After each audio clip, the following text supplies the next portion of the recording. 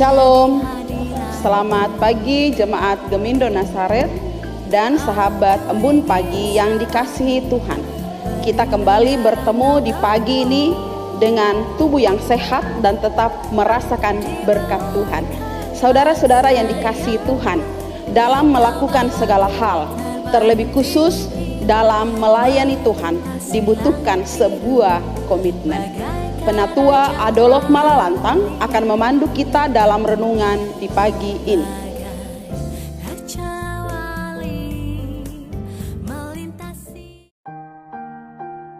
Mengawali hari yang indah ini, mari kita undang Roh Kudus dalam doa. Selamat pagi Bapa, kami anak-anak-Mu berterima kasih karena pemeliharaan Tuhan begitu setia dalam hidup kami.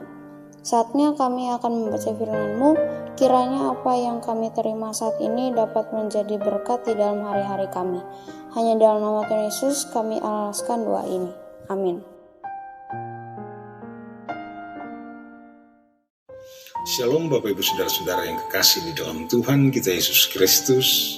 Setelah kita berdoa yang disampaikan oleh anak sekolah minggu, maka marilah kita awali hari ini dengan renungan singkat Embun Pagi yang pada pagi hari ini pembacaan Alkitab diambil di dalam kitab Kudus Perjanjian Lama 1 Samuel 13 ayatnya yang ke-13. Firman Tuhan berkata demikian.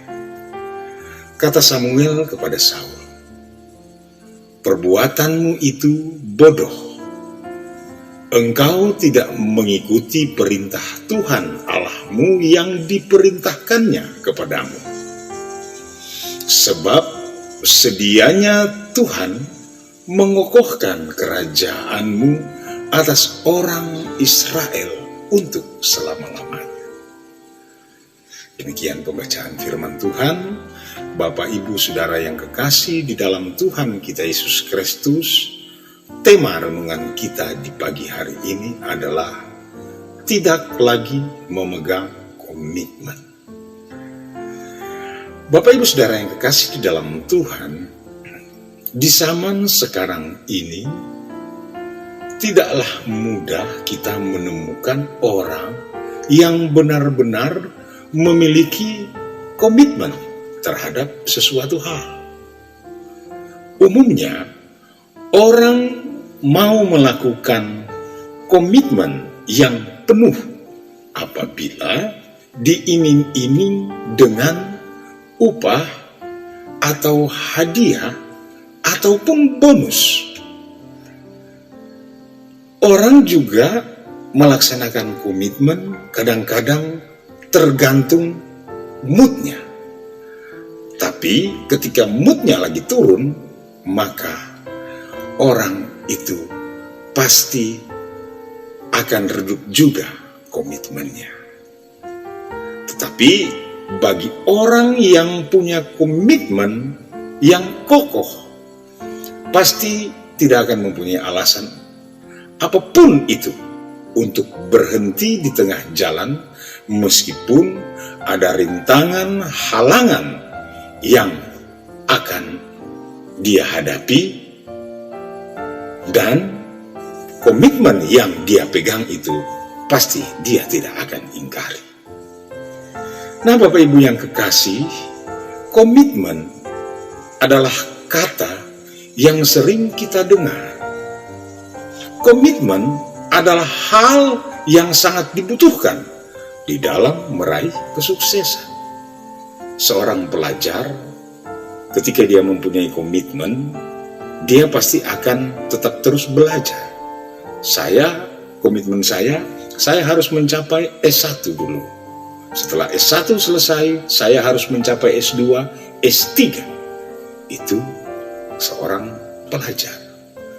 Tetapi ada juga komitmen dalam rumah tangga.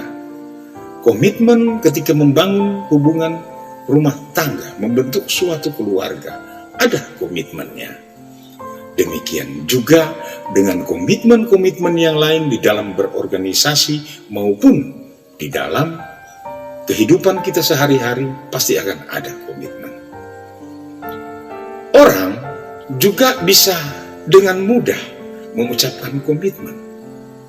Tetapi, apakah komitmen itu dapat dia buktikan bahwa dia mampu melaksanakan komitmennya? Kita sudah membaca Alkitab tadi yang ada di dalam 1 Samuel 13 ayat yang ke-13.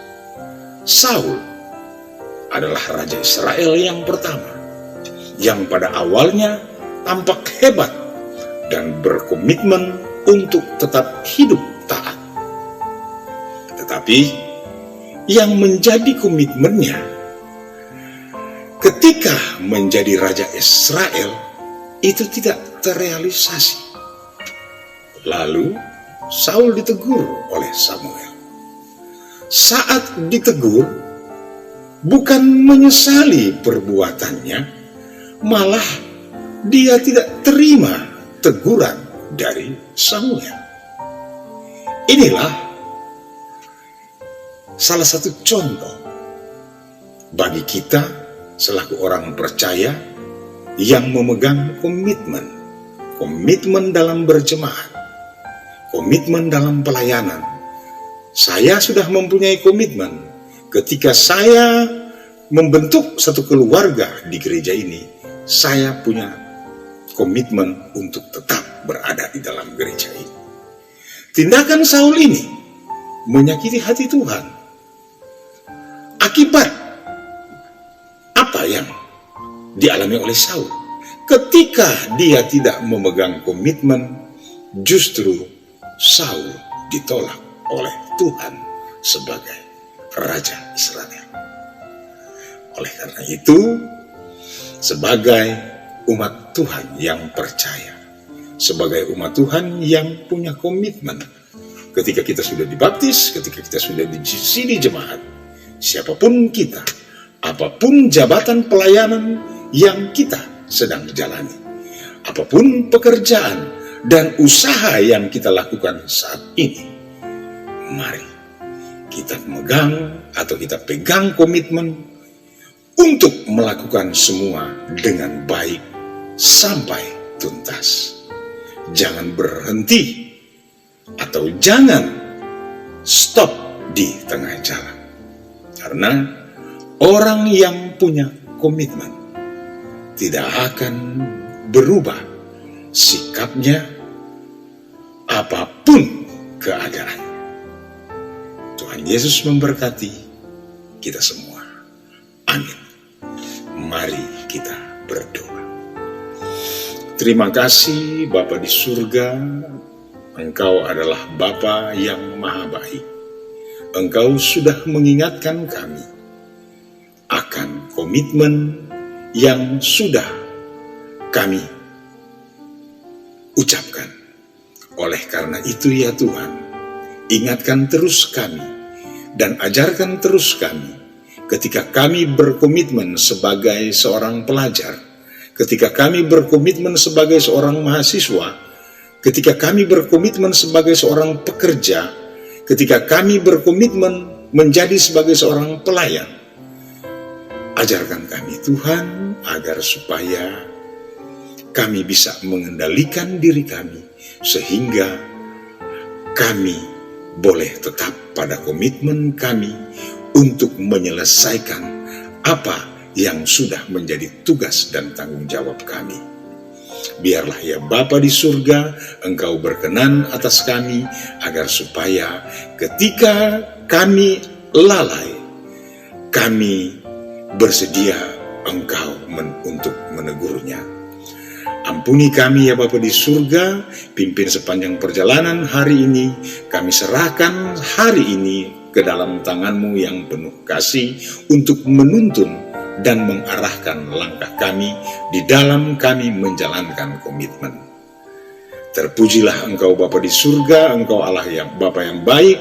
Di dalam nama Yesus Kristus kami berdoa kepada-Mu. Amin.